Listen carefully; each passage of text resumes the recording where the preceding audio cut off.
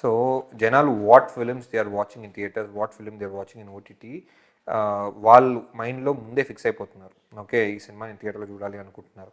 కానీ word of mouth ఒకసారి నిజంగా అందరూ లిటిల్ సినిమా రిలీజ్ అయినప్పుడు, రిలీజ్కి ముందు ట్రైలర్ వేసినప్పుడు people thought this was an ఓటీటీలో చూసే సినిమా, థియేటర్కి వేస్తున్నారు, ఎవరు చూస్తారులే అనే ఉద్దేశంతో ఉండేది. కానీ వాట్ హ్యాపెన్, దిస్ ఆ కేటగరైజేషన్ మనం వేసుకున్నాం, ఆడియన్స్కి అది లేదు. నిజంగా ఒక మంచి సినిమా తీస్తే అది ఓటీటీ సినిమా కాదు, థియేటర్ అది సంబంధం లేదు, థియేటర్కి వచ్చి చూసేస్తారు, తర్వాత ఓటీటీలో మళ్ళీ చూస్తారు.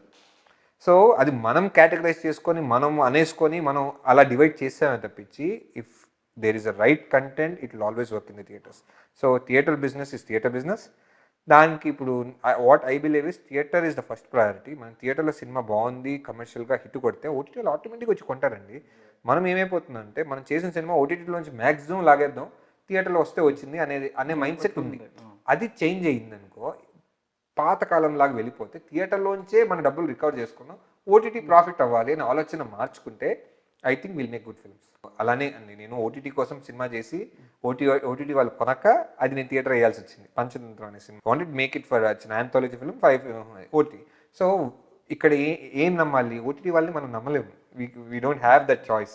మన దగ్గర ఉన్న చాయిస్ ఏంటి, to release it in theatres, bring audience to theatres and make it hit in the theatres. అది మన కంట్రోల్లో ఉన్నది.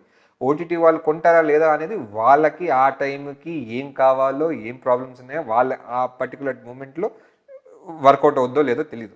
సో నెవర్ ట్రస్ట్ ఓటీటీ వాళ్ళు ఈ ప్రైజ్ వస్తుంది అనుకొని మన సినిమా స్టార్ట్ చేయడం కరెక్ట్ కాదు. అలా దెబ్బపడి నేను ఎవాల్వ్ అయ్యి ఇప్పుడు చేసే సినిమాలు నేను పెట్టే ఖర్చు నాకు థియేటర్ నుంచి రికవర్ అవుతానా, థియేటర్ నుంచి రికవర్ అయితేనే నేను సినిమా స్టార్ట్ చేయాలి అనే ఉద్దేశం మారింది. So the way these people OTT వాళ్ళు ఎలా ఎవాల్వ్ అవుతారు, మనం యాజ్ అ ప్రొడ్యూసర్స్ కూడా అలా ఎవాల్వ్ అవ్వాలి.